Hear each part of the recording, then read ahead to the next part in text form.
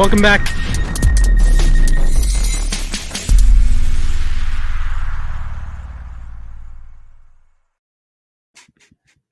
I tried so hard. I was so amped. You know, I've had a rough couple days. I was so amped to do the intro, and then I forgot that we completely forgot we have an intro clip to this one, unlike the last stream. So yeah, so I'll take the L on that one. How's it going, guys? Welcome back to episode 49 of the Sports Desk. I'm your host, Splash. As always, I'm joined with Jack, and I got the direction right. Again, second day in a row. Baseball in the background, that helps me out a lot. So, episode 49. How are you feeling, Jack? 49. We've done a lot, honestly. It's kind of crazy to think we've been doing this every week since what? Like, I think it was the second round of the playoffs last NFL season. Yeah, when we started I think our first show was right before Rams Packers, right? Yeah, I believe so. I want you to take a guess at this. I'm looking up NFL players to wear the number 49. I want you to take a guess at who the number one. Oh, I don't. Okay, I know who he is, but I wouldn't expect you to guess him. I don't think I'm going to guess it. I don't know anybody who wears 49. Shout out to Bobby Mitchell. He is the number one player all time by approximate value that wears the number 49. And perhaps the coolest thing is his first years don't even count because approximate value wasn't calculated until 1960. I can barely talk. That's okay. The highest active player, I believe, is Tremaine Edmonds. Yeah, Tremaine Edmonds is up there. He's at 33. We got these are some Daniel Sorensen. That's fun. Alex Singleton, Zach Wood, Joe Cardona. He might make the Pro Bowl, so congratulations to him. So Chris Board, my guy, vote for him for the Pro Bowl before they close later this week. So how's it going, Jack? It's funny. It feels like we did the same thing yesterday. Had the watch along stream. Got to watch the Rams take a nice win, so I got to sleep well, not worrying about not having to live with a loss for a week. That's the bummer about the NFL is whenever you lose, you have to deal with it for a week. Oh, but you like in any other losing sport, back-to-back games. Yeah, jeez. We lost 3 in a row, so good point. I know we're about to lose 6 in a row, so deal with it. Unlucky. It's a sad day. At least Lamar Jackson is probably going to play on Sunday, so we can lose with dignity. Yeah. So we have a fun show lined up today. First, we're going to get to a new segment. This is called U Stadium Posts. Jack, I mentioned this to you before the show began. So I want your honest gut reaction when I finally get this. Here we go. Are you prepared? I'm ready. All right. This is from the user Roots. Who wins in a fight? Jack or Dinar? Is that actually being brought up? Is that actually being brought up? Yes. We have Jack. Me from the thumbnail last night, and then Dinar. We can cut Dinar. All right, Jack. Gun to your head. Who wins a fight? Who wins the pay-per-view? Lord, I'm taking that guy down every time. Bring him on. Those are fighting words. Words. Oh man. All right. There's like a whole Dinar thing going on. Yeah, there's like a second alternative account. All right. The real first segment, one of our new features on U Stadium is called Takes, and you have the chance to monetize your sports opinion. You know, if you think you are a sports genius and you think you can earn some points, you can go to the Takes tab. There's 2 ways to do it. So either you see the green button on the bottom, you can hold the green button and your take pops up, or when you go to create a post and you're on this screen, you can tap the movie clapper icon right there, and you get to create a take. So you can throw, say you want to bet 216 points that the Cavs are going to win the that the Cavs are going to win the NBA Finals. You can go do that. I would disagree with you, but you can go do that and go Cavs, baby. So we have a bevy of takes on the app right now. let's go through and we will agree or disagree live. I haven't voted on many of them, Jack. I'm sure you haven't voted on some of these new ones. I'm taking a look at a lot of these for the first All right. time. So let's get it. We have, first off, for 500 biggins, Steel City Jake says Rodgers will win MVP. I'm gonna agree with this one. I think it's more likely than a lot of names. I think Brady's up there too. I think he has the highest odds right now, but Aaron Rodgers, the way he's been playing as of late, it feels like he's gonna win MVP. So he's been unreal. I'll agree. There's always like a bit of ebb and flow because I don't think Brady played particularly well on Sunday. He didn't grade out all that well. He had some goofy throws. Like he had plenty of good throws, but he also had some goofy throws that probably should have been picked. Probably it was just a weird game all around. So Brady is the favorite at the moment, but I do think Rodgers, you get a statement win Sunday against the IR-Vins. And you're gonna go, I don't know, 13-3 or 13-4, 14-3. Like that's going to be a really cool record for Green Bay to have. So I would agree with this. I'm not going to put 500 points on it, but I would agree with this, and I would expect that's going to grow in the coming days. All right. Then I've never heard of this guy. His name is Splash. He seems to be a pretty pessimistic Ravens fan. He says Packers beat the Ravens by at least 17. At least 17. Yes, 3 full scores. 3 people have agreed. 4 people have disagreed. There are 483 points in the pot for those counting at home. Yes, I did start it with 69. Jack, agree or disagree? I'm going to disagree. I think they beat them by 10. Okay. I think it's going to be a 10-point game. I see you're trying to coddle me. Great. All right. This is a fun one. This is a big one. 5,000 points are in the pot here. This is a good one, actually. Fire Mike Zimmer says the Vikings make the playoffs. 5 people have agreed. 5 people have disagreed. 5,000 points. That's a lot. That's a lot. I could go for 5,000 points right now. If you agree right now, you'd win 416 points. Either way, you'd win 416 points if you get it correct right now. So exciting times there. I'm not going to bet on that right now. I want to actually see when that closes. It closes in January. Okay, I can vote on that later. So yeah, we can wait on that one. And I can pull the tab down. Okay, there we are. Take numero 4. We have I don't know how to say his name, like Klecky is how I would say it. All right. For 2,500 points, the Cavs finished top 6 in the Eastern Conference. Seems like there's a lot of people in on that one. I love my Cavs. There's 3 agrees, 2 disagrees for 2,500 points. I love my Cavs. I don't know how confident I am right now, but it does close in April, so I have time. Don't have to do that right now. All right, this is one I've actually bet on. The Cubs will sign Carlos Correa. There's 1 agree, and there are 4 disagrees, including me. Let me see the other users. We have Klecky, Antifa JP, Fire Mike Zimmer, and Splash. Don't know who Splash is, but seems like a cool guy. Original bet here of 150 points. So Cubs will sign Carlos Correa. 7 Goats says the Patriots and Bucks will meet in the Super Bowl. This is a big. This one, there's been. I'm going to vote disagree on this one right away. Wow. Okay, 1 agree and 12 disagrees. 200 points on the line here. I don't care. I don't think the Patriots are going to make it. I think the Patriots will make a bit of a run in the playoffs, but it's hard to predict the NFC. Mm-hmm. But I don't think that we're going to get the Patriots on the AFC side of things. Right.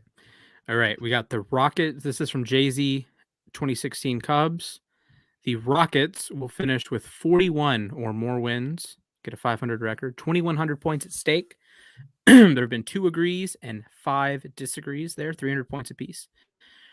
Toldem says one of the 3 AFC wildcard teams will win the conference. That's bold. That's bold. Yeah, that I don't know, man.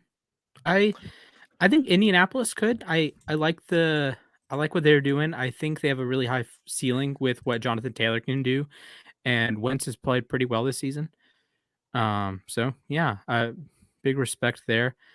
Yeah. Do you want to go through a couple more, or do you want to get to some Week 14 action? Let's do 2 more. Okay. This is from Heisman_Ritter. Gardner Minshew will take the starting job from Hurts within the next 2 weeks. Don't think that is going to happen or will happen. Doubt it. And I think that would end on Sunday.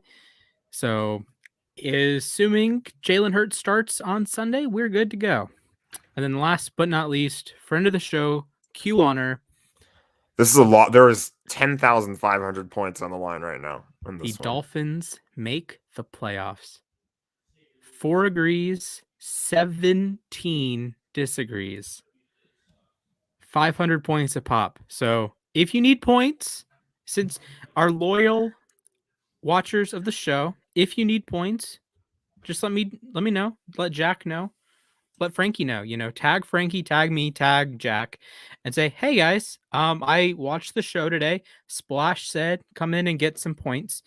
And I'd be happy to give you some points. I'd be happy to say, "Hey Frankie, can you send this loyal customer of U Stadium 500 points?" And you can bet on that if you think the Dolphins are hot trash. I don't think the Dolphins are hot trash, but you might think the Dolphins are hot trash. So there we go. There's some takes from the app.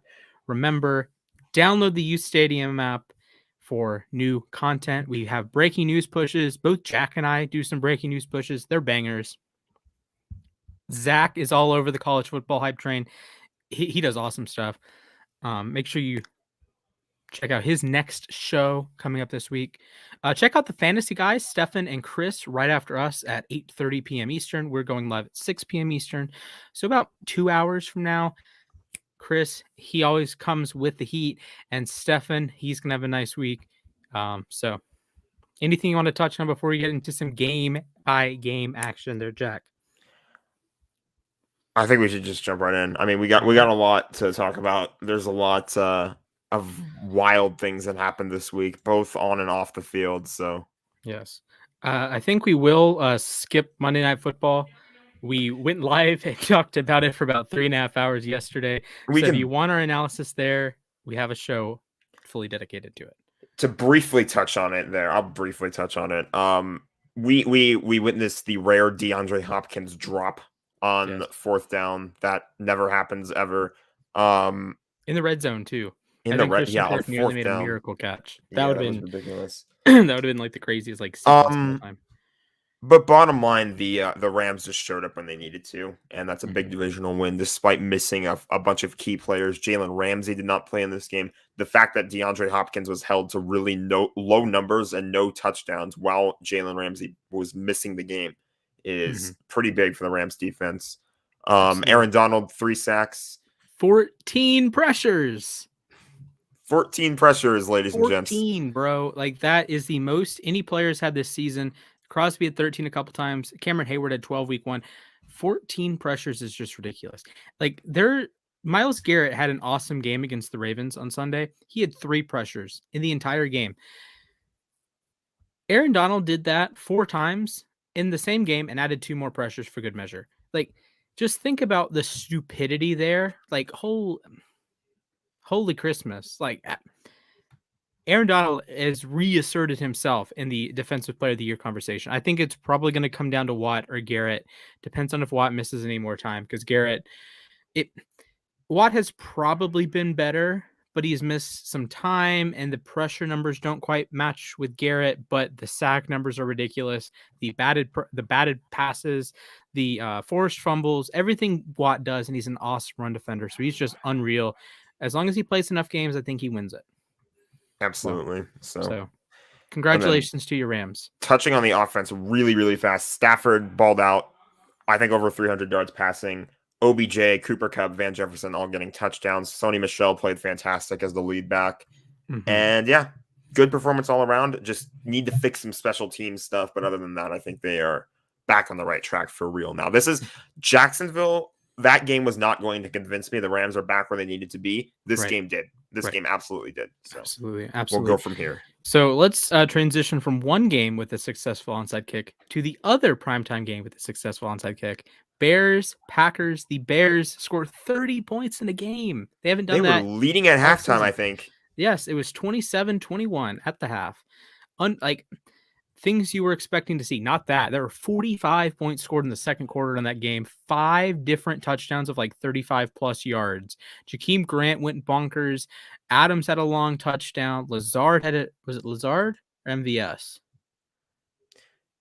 I think it was Lazard. Okay. Lazard had a touchdown. They had the Chicago scored another long touch. Just an all around fun game to watch. And then halftime hit. And then like Justin Fields forgot how to throw the football. So fun game for a half. And then Aaron Rodgers said, I own you again. And yeah, here we are. Packers win by 15. So the Bears did cover my terrible teaser leg, but the Lions did not cover my terrible teaser leg. So I lost some points on that one. Unlucky. But Packers, is Aaron Rodgers the MVP? We touched on it earlier. I think he should be. Brady's up there too, but I think Rodgers should be. Rodgers absolutely should be in the discussion, especially with performances like that, where it feels like you get a half where it feels like he may or may not know what he might be doing, and then we go with the whole relax thing again, and he just steps in and balls out like we all know he can. And you're getting Jair Alexander back soon. You're getting Zadarius Smith back soon. You're getting David Bakhtiari back soon. This is not a full strength Packers squad yet. And they're 10-3, right? And one of their losses was the Jordan Love game with against the Chiefs. Like, and okay, come on. Because of that Rams win, that puts the Packers in first place in the NFC. Yeah. No team has clinched yet. I mean, just it's conference. Wild. It's wild. 4 weeks to go. Some teams can clinch this week. The Cardinals are the easy ones. If they win, they're in. I believe there's some other win-and-in scenarios. There have been 4 teams, I believe, that have been eliminated from playoff contention: the Lions, Texans, Jaguars, and Jets. We all saw all 4 of those teams coming, unless you're a delusional Jets fan. Sorry, Clay and Luke. But I don't believe they're delusional. But look, I was in the Marshall building on the University of Arizona. It was a Wednesday right before the draft. And they did a schedule, like a schedule reaction. One of them said the Jets were going to win 7 games. When they got off the show, I just died. I quite literally died. No bueno on that one. No, take back what I said about them being. We're messing with you guys, Luke and Clay. We appreciate you guys, but that's funny. I don't even trust the Ravens to get 7 wins some years. Like seven's like a decent amount, because this thing was a terrible 2-14. Like, I know they ended up winning 2 games and they beat the Rams and the Browns, and both of those teams made the playoffs. I get it, but the things that they needed to go right in both of those games, this is a 0-16 team masquerading as a 2-14 team. And we can even touch on the game they played this week. That they just get rolled by the Saints. That this isn't a good Saints team. This is a banged up Saints team. Kamara was back. Banged up. Yeah, just really sucks for New Orleans. You're missing so many pieces, and you've missed Armstead, Ramczyk. They've missed significant time. Kamara's missed significant time. Jameis has missed half the season. Michael Thomas has missed the entire season. And you have Cameron Jordan missed his first game yesterday, or Sunday, which sucks. So it's the first time in his illustrious career that he has missed a game. So that's a bummer for him. So Saints roll over the Jets. Nothing too crazy there. About what we expected. Yeah, it's like, okay, Saints -5.5. That is free money. That you're just printing money. Taysom Hill had 2 rushing touchdowns. Big day for fantasy wise. So if you need a fantasy quarterback, hopefully Taysom Hill is on your team or available for you to pick up, because he is going nuts right now. Speaking of going nuts, the Kansas City Chiefs defense said hello to the Las Vegas Raiders Sunday afternoon. I think the Raiders had like a little pregame huddle on the Chiefs logo at midfield, and they turned the ball over on their first offensive play. Yep. So that tells you pretty much all you need to know about that one. Yeah, for the majority of the first half, the Ravens had more pregame meetings on the center logo than they had points. They scored 9 in the game in total. They had Hunter Renfrow touchdown and a Carlson field goal early in the game. 5 takeaways by the Chiefs. Mahomes didn't even play all that well. That's the scariest part of Kansas City, is that Mahomes is like this sleeping giant, right? That he is a historically relevant quarterback, Super Bowl winner, MVP in 2018, yada yada, 5,000 yards, 50 touchdowns, whatever you want to say. He's awesome. But he hasn't been awesome this year. And the Chiefs are 9-4. They've won 6 in a row, and they are tied for the top spot in the AFC. And guess what? When Friday morning rolls around, there is a solid chance they are the 1 seed in the conference. It's ridiculous. And New England is the Colts are favored over New England this week. And the Steelers probably should beat the Titans. So there is a path for the Chiefs to be the number 1 seed by themselves after starting 3-4. If that doesn't underline how outrageous this AFC season has been, I don't know what does, because the Chiefs were legitimately awful for like a month. But they're going to be the best team in the AFC. What was it, like September? They were terrible, and now they're like for the first time in the Mahomes era, they were actually bad. They were touchable in September. They didn't play well against the Browns. They lost to the Ravens. They lost week 3 to the Chargers. Had me thinking it was a hangover thing. Yeah, I was yelling Super Bowl hangover. It seemed like that's where they were at, and they've just completely righted the ship and turned things around. Not completely. I'd say they still have a little bit more work to do. The offense certainly has more work to do, but the defense, man, picks up. Defense. Ooh, man, that was an impressive performance. I know that you can say all the excuses you want with the Raiders, the car, the John Gruden stuff, Henry Ruggs stuff. I get it, but it's really impressive to go out and beat a team by 39. That's the largest Chiefs win over the Raiders in the history of the rivalry. So props to the Chiefs. They are 9-4. Speaking of 9-4, the Tennessee Titans took care of business against the Jacksonville L Takers, 20-0. There's really nothing here. Nothing here. I'd say most of the issues for the Jaguars that were going off the field because of what Urban Meyer has been up to again. Mm-hmm. I think one of the reports said that he just called his coaching staff losers, which that's just in poor taste. Yeah, like that's unprofessional as hell, and then it just makes you look like a child. Mm-hmm.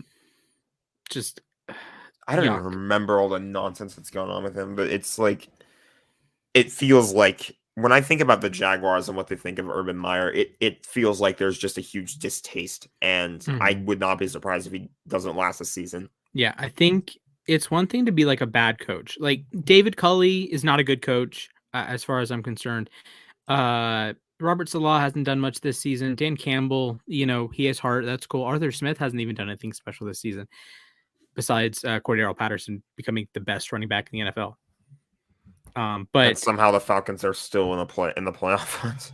We're gonna get to that in a minute. But Urban Meyer is in the conversation for the worst coach in NFL history. And I think this is a legitimate conversation you have to have, because I think so. You can say there's a lot of things. I wrote an article yesterday and I compared him to Bobby Petrino and Steve Wilkes, 2 guys that went one and done. At least Bobby Petrino didn't ruin Trevor Lawrence.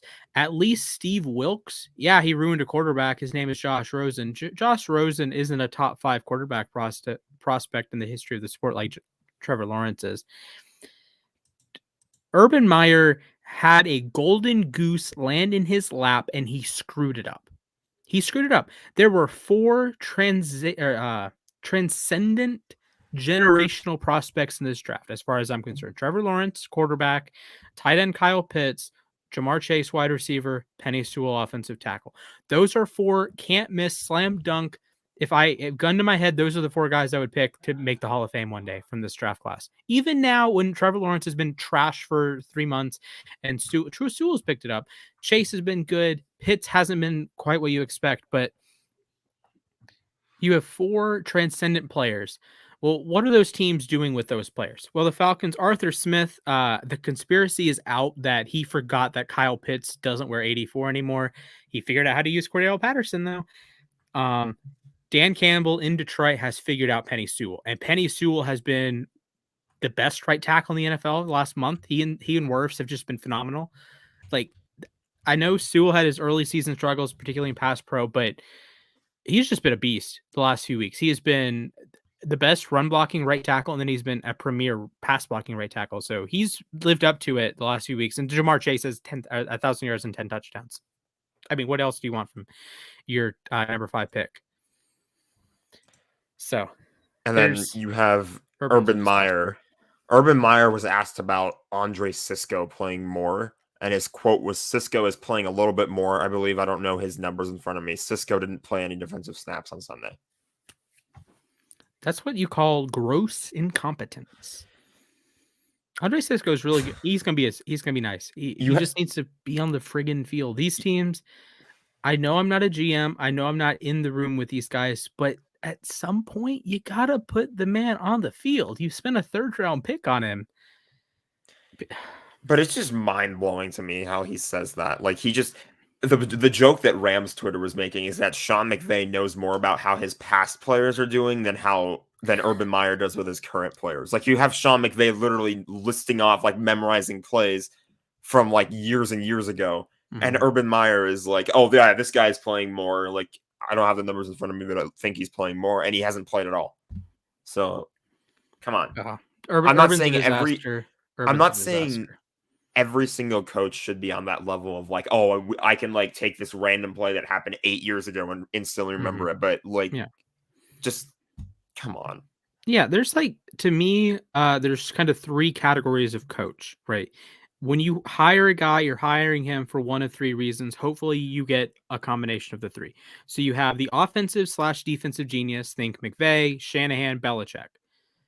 That's that you're hired, you are going to be the offensive mastermind or defensive mastermind.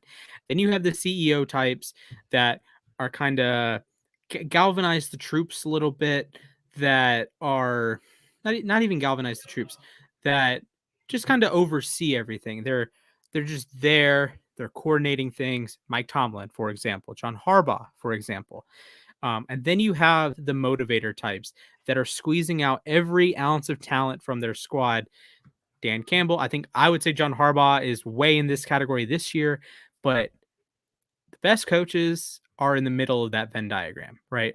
That tri diagram, if you will, that they take bits and pieces of each. Like Belichick is an incredible motivator. He's a great CEO type, but he's also a defensive genius. You know, Sean McVay is a solid CEO type, offensive genius, and he builds a culture with the Rams. Urban Meyer does none of those things. It's really hard to do that. It's really hard to not have a knack. Like Arthur Smith, offensive guy. Okay, cool. Dan Campbell, culture guy. Awesome. Cool. Sirianni, offensive guy. Cool. Brandon Staley, defensive guy. Cool. David Culley, CEO type. Cool. Right? Saleh should be a defensive guy. The Jets defense has sucked, but I think that's more a personnel thing than a Saleh thing. I don't think it's Saleh's fault. Urban Meyer does nothing for the Jaguars. Nothing. 0. He actively hurts them. It's really hard to do that. So I pray for Trevor Lawrence. Every night, I'm sitting on my bed right now. Every night when I put my head on my M&M pillow and go to bed, I say, "Dear Lord, I pray for Trevor Lawrence. I pray that one of the most gifted players I have ever seen come out of college is not wasted by that moron known as Urban Meyer." Every night. Whether I was back in Arizona or here, every single night. Okay. Jeez. Let's move on. Speaking of disasters, Houston. What happened? God, you said leaving. Disaster, and then you said Houston, and I'm like, is there really a difference between those 2 words?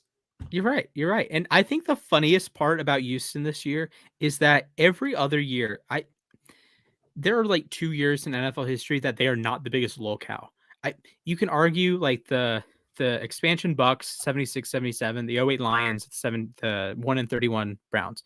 You can argue those as like, okay, they are more of a disaster, but at least the Browns were talented.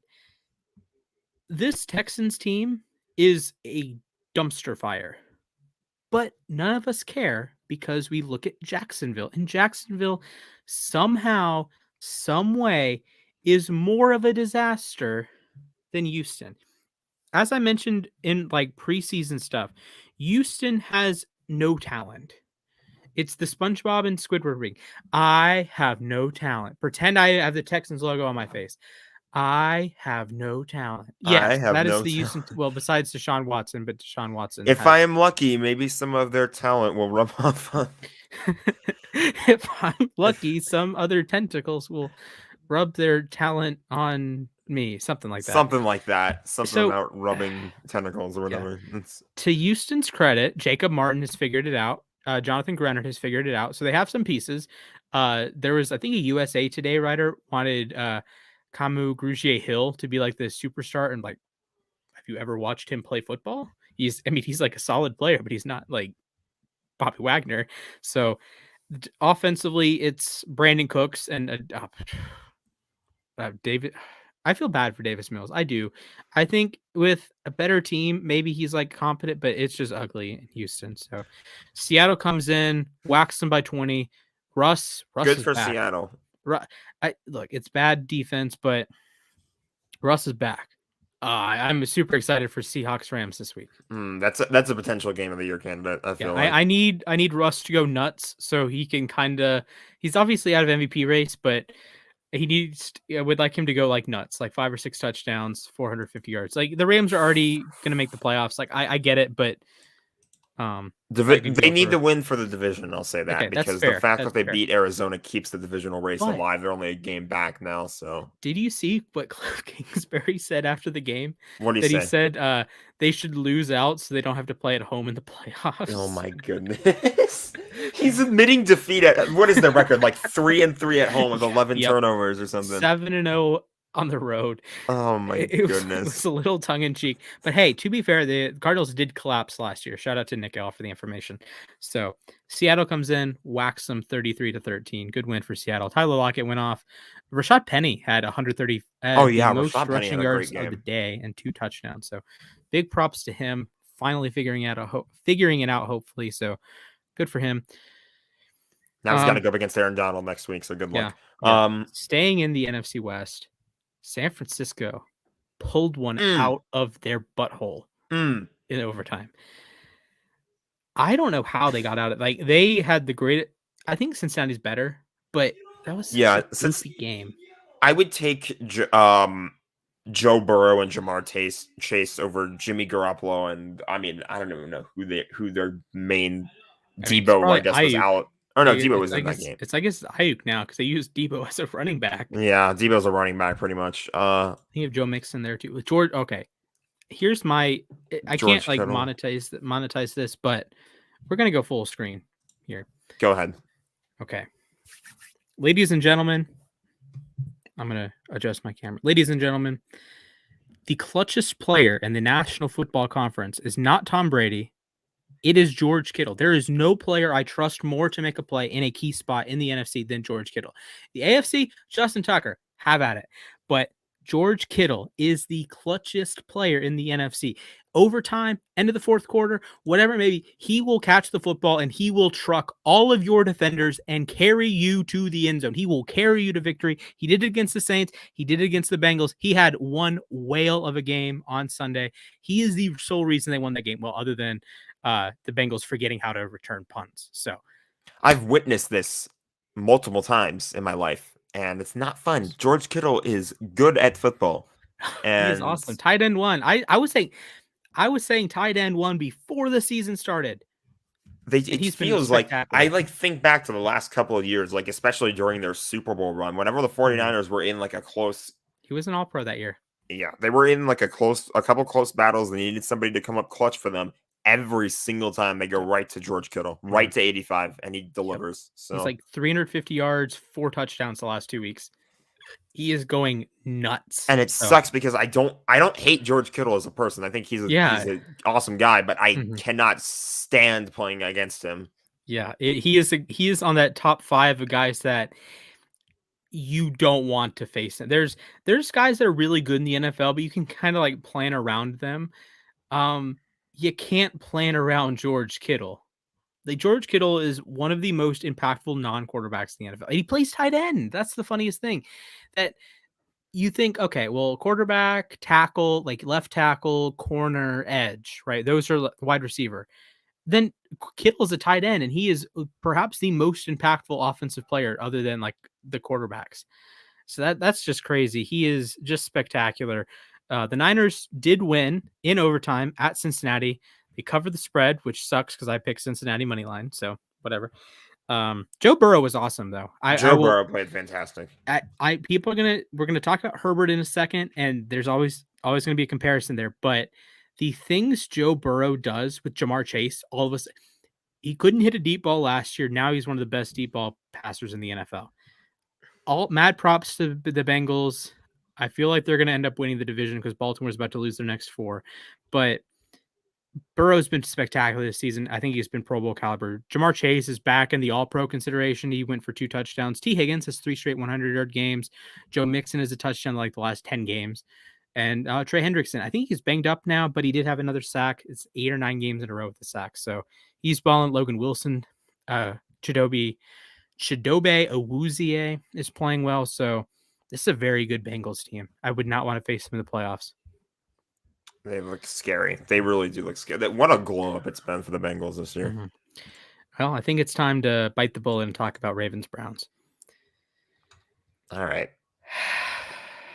Lamar Jackson got injured late in the first quarter, early second quarter. He attempted 4 passes. He did have his highest passing grade in since week 5. So on 4 attempts. Tyler Huntley came in, played admirably. But I thought he did enough. He did what he could in a tough situation, and I think he played well enough to keep them in the game. I wouldn't really call them out of the game at any point. Mm-hmm. Yeah, but I mean, the score was a little inflated because the Ravens Huntley had 2 fumbles that he lost a fumble. Garrett scoops it up, scores for 7 points. So if you don't fumble there, you win the game probably. And they had a red zone fumble that if you don't fumble there, you win the game. But then again, Baltimore did need a crazy last second drive to even have the situation. And then they had their first successful onside kick in like 20 years. It's like, are they really going to do this? And then they have a 4th and 6 play and Huntley gets blitzed through the left guard spot. And it's just bummer. You want to win that game. You want to beat Pittsburgh the week before. So it's just kind of unraveling for Baltimore. I have some articles about it if you want more that I worked for a couple hours last night on. But at the end of the day, Baltimore is just so decimated with injuries that you can't really have expectations. You can say, yeah, Lamar Jackson, yeah, Marquise Brown, he's having a good season. Bateman was spectacular against. Oh, Bateman had a ridiculous He had a great game. A little bit of a push off, but he should have gotten a touchdown on that play. Mark Andrews is all pro tight end. But it's just hard. The Ravens are missing too many bodies. I don't know what the Calais Campbell's status is, but let's say for right now, he's like half in, half out. If you looked at the Ravens starting 11, like their base defense, who they should have had week 1 play 1, 5.5 of those players are out, right? 5 of them are on season-ending IR. Both starting corners, LJ Fort, Derek Wolfe didn't play at all, and Deshaun Elliott. So 5 of your 11 main starters are out for the season. Calais Campbell's nursing an injury right now, so it's just a bummer. Congratulations, Cleveland. Baker, you looked good. They have gotten ransacked with COVID though, so it's hard to know if they're going to beat Vegas. They play Saturday afternoon, so COVID is getting a lot of teams right now too. Yeah. It's like the winter holiday type of year where Omicron is wreaking havoc. There's I think like 60 guys that have had COVID the last 3 days. So tough scene there. So best funny quote from Sean McVay. Funny quote from Sean McVay was he got asked after the game like how he reacted when he got told that Higbee and Ramsey were going to be out. Excuse the language. He said, you got to be shitting me," is what he said. He was like, "Yeah, I got a game plan for Kyler Murray and DeAndre Hopkins, and Jalen Ramsey's out of the game." And then Kyler, then Kyler does. Oh, Kyler was fine. Hopkins kind of lost it. How's it going, Tixa? Respect, Tixa. Regardless, we don't mind. Friend of the show, Tixa. So, let's wrap up the AFC North circuit with the final primetime game. Pittsburgh, Minnesota. What happened? What? Just Minnesota went up 29-0 in this game. and then forgot how to play football for a Just quarter. genuinely forgot how to play football. It looked like it was going to be yet another moment of Minnesota moment. Just it. again. What are you doing? Kirk throws 2 picks to Ahkello Witherspoon. Yeah. Shout out to Rasul Douglas. He's in my team of the week. Yeah, it just Witherspoon, 2 picks. Kirk Cousins, I don't know what he's not been playing well the last couple weeks. Like he had a really good game against Green Bay, like a really polished game, and he has the game-winning drive. And then the last couple weeks, it's just you want more. And the first few weeks of the season, he was grading out super well. He has this crazy good touchdown interception ratio.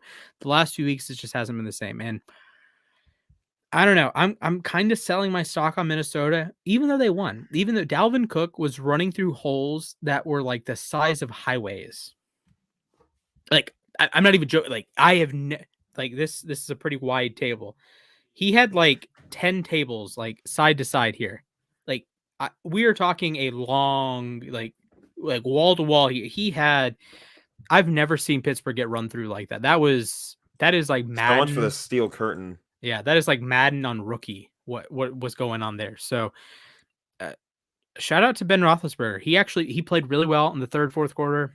He was not the reason why they lost for once. Chase Claypool, we have the off the field stuff like the celebrating after the first down with 30 seconds left. He played really well. Like I understand the criticism he gets, and I understand the criticism that Juju gets for like the antics and the TikToks and stuff. They're freaking darn good players. And yeah, it just sucks that you have like all the off the field stuff that's going to overshadow. Like he played really well against Minnesota. He had the catch, had a critical catch on 4th down. Like, then he hits the first down, and you're like, oh, you're losing your mind. Just come on, just Claypool played really well. Yeah, this is where I was going to direct some criticism to Chase Claypool, buddy. I understand you're excited about making that catch, but you cannot celebrate when you got to stop the clock. No, that was no. You can't. Mm-hmm. That just not the time. Just not the time for that. Speaking of not the time, have I mentioned how much I hate the Falcons like this season? Yes. Like in general, I'm cool with the Falcons. Like if you look up, well, you can't see it, but if you look up there, like I'm looking at it, I have a Falcons logo in my room. I have some. There's a Falcons helmet on here. And like, okay, cool. The Falcons are cool. They have some nice jerseys. Love me some old Michael Vick jerseys, like the black Falcons jerseys. When we do the throwback ones are nice. Yeah, when we do a jersey tier list, I'll be doing all sorts of sound effects. But the Falcons this year are so bad. I can't. They are so bad. I know they're 6-7. It's Cordero Patterson and AJ Terrell, and then there's like 3 tiers of Falcons for this year. There's like Pro Bowl tier, so Terrell and Patterson. There's like solid NFL player tier with Chris Lindstrom, who's to me one of the most underrated players in the NFL, although he is a former top 15 pick. Grady Jarrett, Kyle Pitts, Russell Gage. There have been some nice pieces on the Falcons. Alua Kuhn. And then the rest of the organization is an absolute train wreck of a dumpster fire. But they're 6-7. The NFL, football, it's weird. The NFL, they are tied for a playoff spot. If they don't have a fluky loss to Washington, they would have a winning record. I see what Teeks is putting in the chat. I'm sorry. I don't think you're gonna win that bet. We were just talking about how they're down like so many of their starters. I don't mean to like. I feel like I'm pushing nails into the coffin right now, but I'm about to cry on air. This sucks, bro. I usually don't have expectations with the Ravens. Like I don't. Oh yes, Baskey. We did. Stay tuned. Not today, but soon. Yeah, like. So yes, I'm a spoiled fan. The Ravens have won a Super Bowl in my lifetime. They've had a winning record all but 2 years I've watched them. So I became a fan January of 2007, the playoff game against the Colts, right? They've had 2 losing seasons. They went 5-11 in 2007, 5-11 in 2015. Every other year they've been at least 8-8. They've made the Super Bowl. They've made several AFC title games. They have been very, very, very good. I am very grateful for Joe Flacco in his 11 years. I'm very grateful for the Lamar Jackson era. But Justin Tucker. yes, and our Lord and Savior Justin Tucker. But at the end of the day, this season has been such a drain, just emotionally and mentally and physically, and it is painful to look at the Ravens Twitter and see the injury report every week. It is painful to see 25 guys that, like, you get invested into teams like this. Like, over the last few years, I've watched tons and tons and tons of Ravens games. And when I'm not watching Ravens games, I'm watching Ravens highlights. And when I'm not watching Ravens highlights, I'm watching Skip and Shannon talk about the Ravens, or I'm watching Nick Wright talk about the Ravens, or I'm searching the Ravens on YouTube and watching Lamar Jackson highlight reels, or watching Marquise Brown highlight reels, or watching Mark Andrews highlight reels, or watching the 4.5, 5-minute clip of Justin Tucker make all of his game-winning kicks, or rewatching the 66-yard field goal over and over and over again. And it just is so painful to see. Like, They could have been. I own 3 active Ravens jerseys. Lamar Jackson is hurt right now. Marlon Humphrey is out for the season. J.K. Dobbins missed an entire season. And it is so... it's almost like losing a family member, or like losing a close friend. And it just sucks, because you put in, like, you read about these guys and you watch. I remember I was sitting in the Juicy Crab in Noonan with my grandmother, and we were eating like crab. What else would you eat at the Juicy Crab? And I was like, hey, Grams, or hey, Nana, I want to show you this video. And it's the guys, the Ravens players, trying to break down a crab, because shout out to Maryland. And you get to really know these guys, whether it's through their social medias or their Instagram lives, like Marlon Humphrey does. And it just sucks to see a dream get taken away from them, because ACL, Achilles, ACL, shoulder injury, quad, sprained ankle, illness. And it just, every single week. Yeah, I know we're 8-5. Yeah, I know we're technically favored to make the playoffs. Yeah, I know we're going to be favored over the Bengals probably, and we might even be favored over the Rams, and we're going to be favored over Pittsburgh because that's at home. But it's so, and I didn't even have Super Bowl expectations. I said the Chiefs are going to make the Super Bowl. I said I think the Ravens are going to be good. I think they're going to win 11 games, and I think it just sucks to. Because, like, I can go play Madden and, like, see J.K. Dobbins and his, like, smiling face.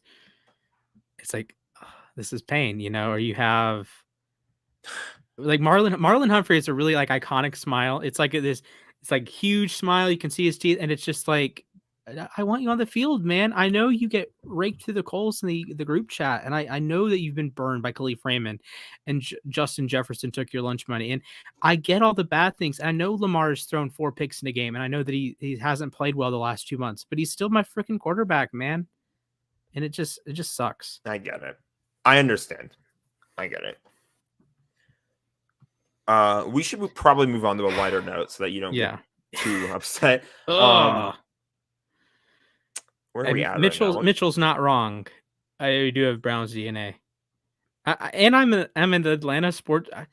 I'm an Atlanta and Cleveland sports fan. Splash, the Atlanta Braves won the World Series. Yes, but I'm aware. But I am an Atlanta and Cleveland sports fan. How cursed do you think I have to be? Oh my goodness. Anyways. At least the Cavs were good for a while. Yeah, the Cavs. Yes, this is true. The Cavs have a title. Tiksa. Yes, but you feel it's such a bummer for, like, I'm staring at a Ravens logo right behind me, and it's just, it's such a bummer when you have to put out, like, a bad product, and we're playing practice squad guys. We're playing guys that respectfully I don't want to see on the field. Like, I want to see Marlowe, and I want to see MP, and I want to see Elliott, Joker. And it's like, I have to go watch Chris Westry and Kayvon, is Kayvon Stewart, Kayvon Webster, Kayvon something. I forget his name. It's just like, Robert Jackson. It's like, okay. Let's go on to one of the games of the week. Bills, Bucks, overtime, Brady, Allen. That was mano y mano. About time Josh Allen had a good game. Both of them let it hang. Brady was picking up first downs with his legs. Josh Allen ran for okay, Tiksa, I'm gonna ban you real quick. Oh no. Oh yeah. Oh no. We gotta put this one on blast. Sam Darnold will be in the XFL in a couple years. It's okay. Oh my goodness. Okay, anyways. Josh Allen, 300 passing yards, 100 rushing yards, fourth quarterback ever to do that. MVP Cam did it. 2019 Ravens, Lamar Jackson did it in the playoff game against the Titans. And Russell Wilson did it against your St. Louis Rams, actually. Ironically enough, quarterbacks are 1-3 when they do it. The only win being Cam, and they almost blew a 35-7 lead in that game. Yes, that. By the way, in case you're wondering, yes, that's the game that Josh Norman and OBJ try to kill each other. Yes, that was such a fun time. Do you remember the good old days that Odell and Norman tried to kill each other? That was a fun time. Yes, it was. I think we play. I wonder if OBJ stays in the roster next year. I think I think the Rams. No, they played Washington last year. They will play San Francisco again this year. So we get an OBJ Norman part 5. Yeah, I forgot he's not even on Washington anymore. Jeez, but yeah, that was fun to watch them go at it. Like I remember still, like every once in a while, I go back and watch that video of a Giants Washington game back when they were called the Redskins, and reskins, I guess, is a term that I'm using. There you go. Yes, I see it. Okay. And like just the refs were like coming onto the field pre-game and like telling them, "Hey, you guys got to keep it chill because." Oh man, some stuff was going on. I don't even know. It's yeah. Let's stay in Landover for a minute. Dallas and Washington. Oh, before we go any further and actually describe this game, so the Dallas Cowboys actually had to bring their own benches. BYOB, baby. Because the Seahawks apparently were complaining about how the internal heating systems in the bench or whatever, they have like seat warmers or something in the bench, and they were not working. So that means at FedEx Field this season, there has been a sewage pipe burst, there has been a smoke machine malfunction, and now the benches aren't working. And you've had a terrible football team for... What else can go wrong if you are the Washington football team? Oh. What else can go wrong? They could be called the Commanders. Oh, God. Okay. Hear me out. If Washington decides that the Commanders is the name, I'm going to call them the Commies. Oh, yeah. And we didn't mention this.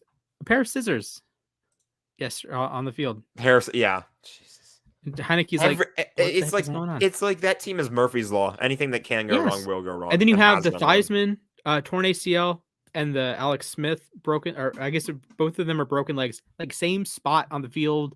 You have all the conspiracy theories there. You have the whole RG3 stuff. That Washington is cursed. The state of Maryland football teams are just goofy right now. So, thanks, Baltimore. So,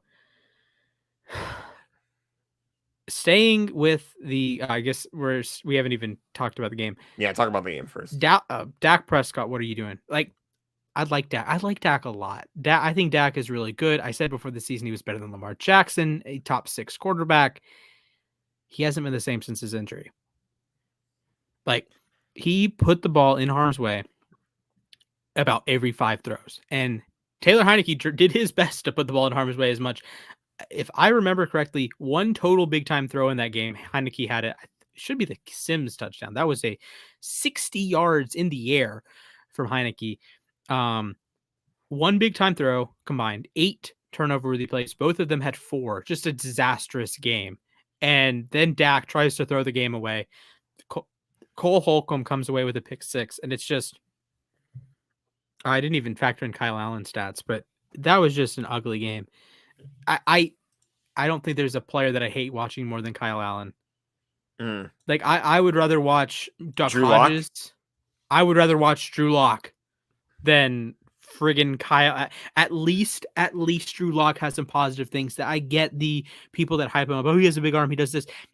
Yeah, he does. I agree with you. He has a cannon for an arm, and he makes some awesome throws. He's an idiot, but he makes some awesome throws. So I'll give you that one. Kyle Allen, Panthers legend. More like Panthers disaster.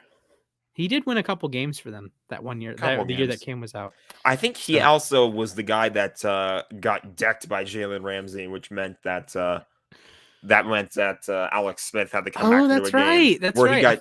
Where he got jumped on by Aaron Donald. Oh man! Shout out to Alex Smith. Oh man, former Pro Bowler. Alex Smith and former Pro Bowler. Yeah, I watched his TED Talk recently where he was talking about like just his career as a whole and like that was really scary. And, like all that whole ordeal was scary. He did show images of his leg during that TED Talk, so that was a little. But oh no, he's recovered nicely at least. Oh dear, that's just pain. So yeah, Cowboys football team, ugly game. Defensive showcase. Micah Parsons was awesome. Cole Holcomb had a pick six. Diggs got mossed by Cam Sims. That was the best offensive play of the day. Oh, that was so good. I mentioned this yesterday. Beautiful. Cam Sims got him so good. Trayvon Diggs had to like high five him after the play. Like he was that impressed. Yeah, that was an insane play. So before we head into the last game, Lions Broncos, I want to give a little, I guess, is eulogy the right word for Demaryius Thomas? I don't know what the right word is. We'll say that in terms of like lack of a better term, but definitely something that we need to address because just kind of like respect. So Demaryius Thomas, first round pick for the Broncos 10, number 22 overall out of Georgia Tech. So hometown team for me. Goes to Denver, Tebow years. 2011, he has perhaps the most iconic playoff moment in, maybe not the most iconic playoff moment in Broncos history, but one of like the short list. Like you're talking Elway helicopter, Von Miller strip sack, the one that Cam didn't dive on. Demaryius Thomas going 80 yards to house. First play of overtime, first play of sudden death, or the new overtime rules that. Because before that season, that was the year that you could just kick a field goal and win, like the Saints did against the Vikings in the 2009 NFC title game. But then that game, Thomas just says, okay, I'm going to walk it off. Tebow had an unreal game. What we need to do is when we figure out how to do the rewind show, we need to break down. Yeah, the replay. We need to break down some Tim Tebow film because oh man, when I tell you this man had some funky games, he had 6 big time throws in a game. There's like 3 quarterbacks that have done it this year. Kyler, Lamar, and Allen. Allen had 8. It's like, how is Tim Tebow had 15 big time throws in 3 weeks? I want to see that. I want to go back and see lefty Tebow fire it down the field. But he has one of the biggest touchdowns in Broncos history to Demaryius Thomas. And Thomas is Broncos legend, of course, and one of the greatest playoff performers in NFL history. You know, you look at that game against the Steelers with the 80-yard touchdown. You have his 2013 run with the MVP Peyton year that he went nuts in the Super Bowl. And then you win a Super Bowl 50.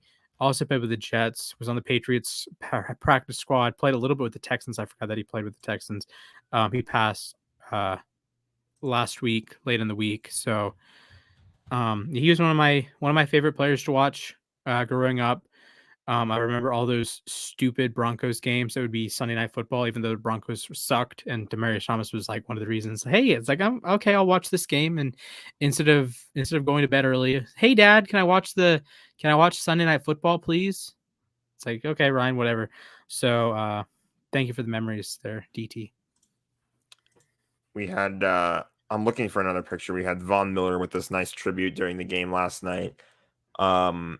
They lined up with 10 offensive or defensive players on the field to start the game. So that was a nice tribute. No X receiver for Denver. So just a bummer, you know. It's really, really unfortunate. It hits close to home as a Georgia resident. So rest in peace, DT. And then the Broncos gave him a fitting tribute on the field. They blew out the Lions. Justin Simmons had an interception late in the game, went over and gave the ball to DT. Put it on the 88. Yeah, put it on the 88. So that was really touching. This is the second time I'm about to cry on this show. I don't like this. Splash, don't cry. So hang in there, buddy. Hang in there. Yeah, hang in there. I don't even have tissues. Darn it. So yeah, good win for the Broncos. They're 7-6. Congratulations. They have Cincinnati this week at home. Okay. All right. So we're right at the hour mark. We were pretty concise with that. We were. So that gives us time to do our little tier list, I think. All right. Let's get it popping. We're doing football mascots today. So. Okay. I'm probably not going to be good with these names. I have the names all pulled up. So we're pretty much the tiers we're at. We've got God tier, elite, pretty sick, could be better, middle of the pack, and this guy sucks. Okay. I think if I had to give names, I think so. I know Poe, I know Sir Purr. Sir Purr, I think, is the one a lot of people know. Thanks Jackson DeVille, Casey Wolf, and then other than that, I don't think I have too many. Toro, I think, is the Texans. Toro is the Texans one, yes. So yeah, all right. So like Sir Purr. Yeah, Sir Purr's top tier. Sir Purr, we're putting Sir Purr on top. Where is he? There he is. Okay, God tier. God tier. All especially right. I think that was Robbie Anderson, right? Who didn't know his name. That was funny. Yes, probably. That he thought it was a bear? A bear or something. He's like, what's that bear do? Blitz is the Seahawks guy, yes. All right. Speaking of bears, Chicago Bears. I have Staley the Bear. Staley the Bear. Okay. Name. I like the name. I would go middle of the pack. He's cool. I'd probably go mid pack for him. I like the legs. He doesn't skip leg day. He does not. What's the Bengals guy's name? Who Day? Just Who Day. I want to say like I have really high expectations when I see like a tiger logo or a tiger mascot, because Paws, the Detroit Tigers mascot, top tier. He's like top 5, top 6 mascot. But yeah, I'm gonna have to go on that one. The Buffalo Bills. I have never seen that guy in my life. Billy Buffalo. He's an 8-foot tall buffalo.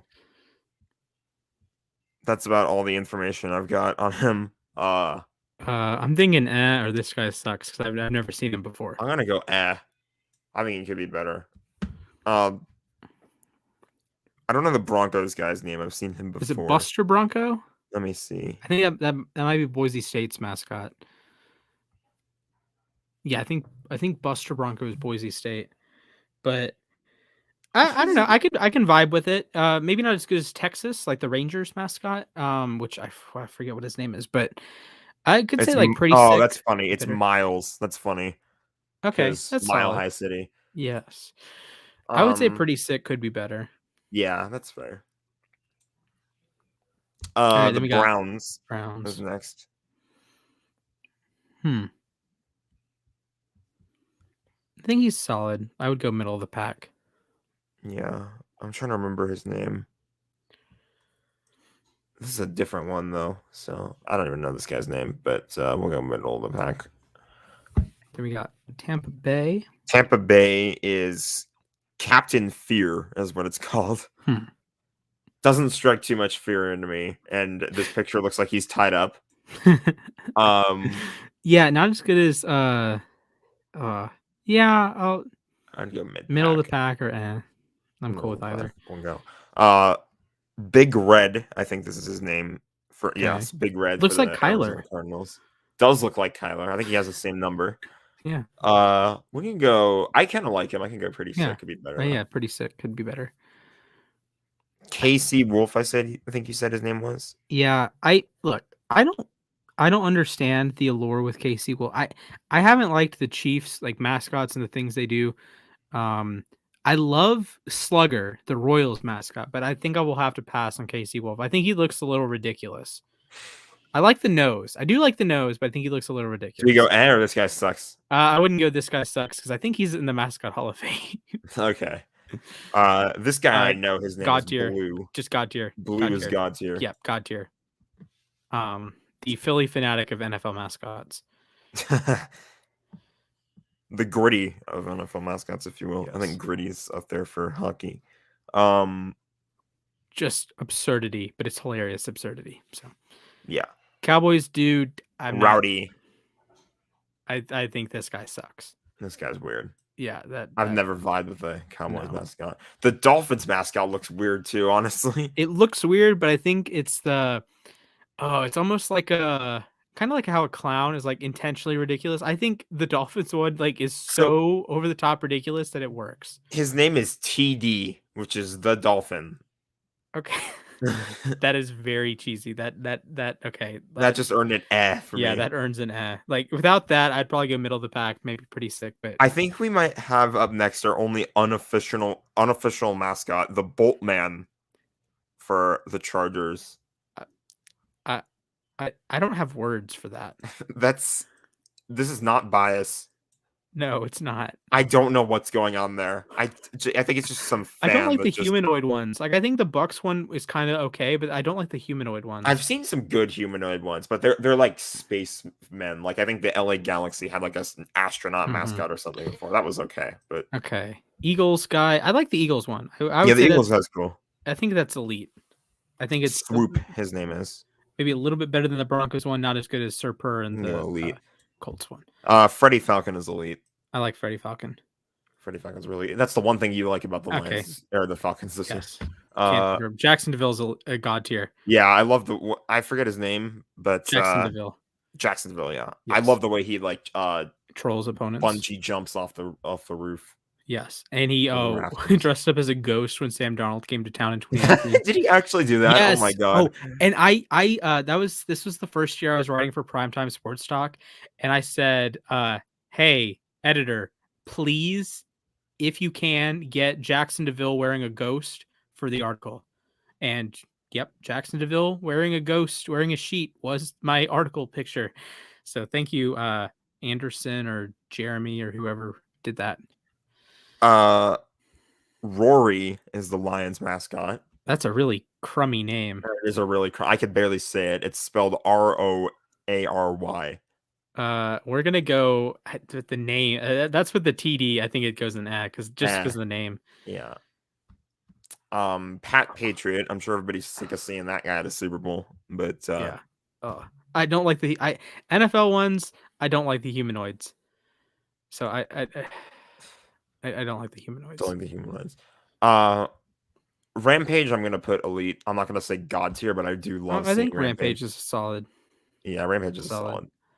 Fits the team. Has a nice presence at the games. So we'll go elite. I have a selfie with him too, so that's nice. Okay, time to hear your BS about how Poe isn't a god tier mascot.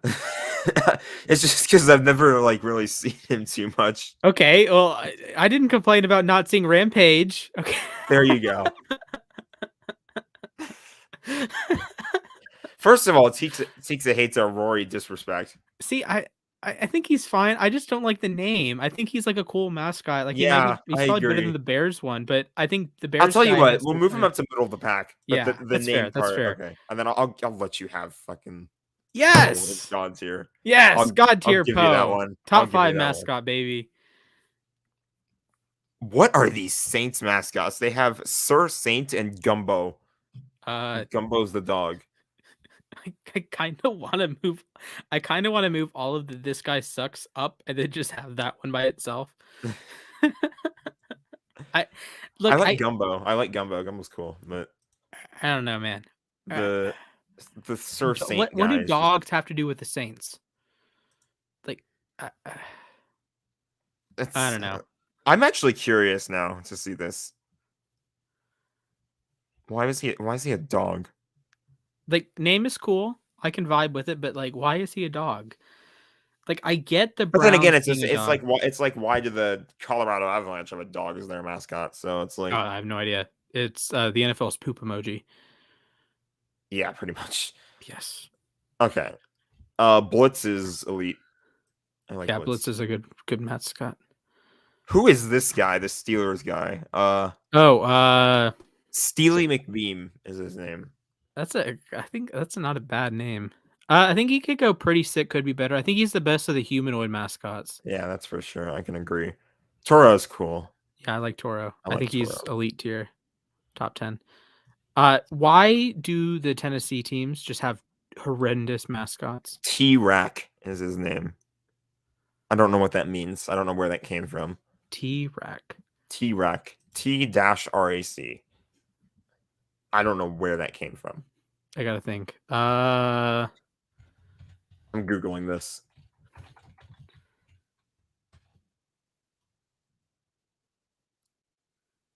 I don't know.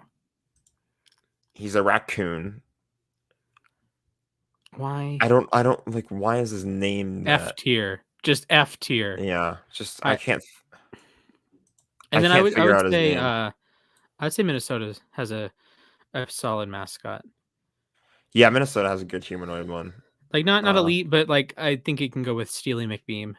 So I'm pretty happy with that. I might be a little biased with Poe, but I think Poe is a top tier mascot. I'm humble about Rampage, but I like Rampage. I think we have a solid top 10. Like this is fair. I throw Denver into the top 10, and then at that point you can like move them around. Yeah, I think that's here cool. you can. Yeah, this is good. So this is our tier list of NFL mascots. Let us know what you guys think in the comments. Yeah, probably Cowboys fans are gonna be crying. Are there any teams without mascots? The Giants don't think. The Giants. No, the Giants don't have one. Do the Jets? Don't. Jets don't have one. I think they had that Jet Man at one point, but that's Fireman Ed. I think he isn't he the guy that always starts the JETS? Yeah. Yeah. JETS. Washington doesn't have a No. Washington has Teamy the Team Monster. If you've seen Gridiron Heights, he has Teamy the Team Monster. Oh, wait. Yes. I need to watch Gridiron Heights. We need to tell Frankie that we needed like a cartoonist so we can do like Gridiron Heights sort of deal. They're bringing back the Delaware Clams. Oh, that's too funny. All right. I like Poe. I like Poe a lot. I know I'm going to get some flack for that, but look, I'm a sad Ravens fan right now. Let me be happy with Give him something to be happy about if it's his mascot. So. Love me some Poe. Oh, no. Spitting. Oh, man. That's too funny. All right. Do we have anything else? I think that pretty much wraps us up. I don't really have too many tidbits that can be discussed later, I guess. So, yeah, good show. Thank you guys for watching. Basky and Tixa. And we had a comment from Sylvia Jacobs. Holden was in the chat briefly. He asked he asked you how you think Rodgers is gonna play against Baltimore, and we kind of already answered. Yeah, he's gonna drop his nuts on everyone. Devontae Adams is gonna go for 400 yards. I'm not even joking. Oh, actually, I have a fun fact for you. All right. I want you to name the only stadium to have a 290-yard receiver and a 290-yard rusher. The only stadium. Yes, the only stadium. I wouldn't be surprised if it's Lambeau or Soldier Field. It is not Soldier Field. Because of how long they've been around. But, I mean, the NFL has a weird history.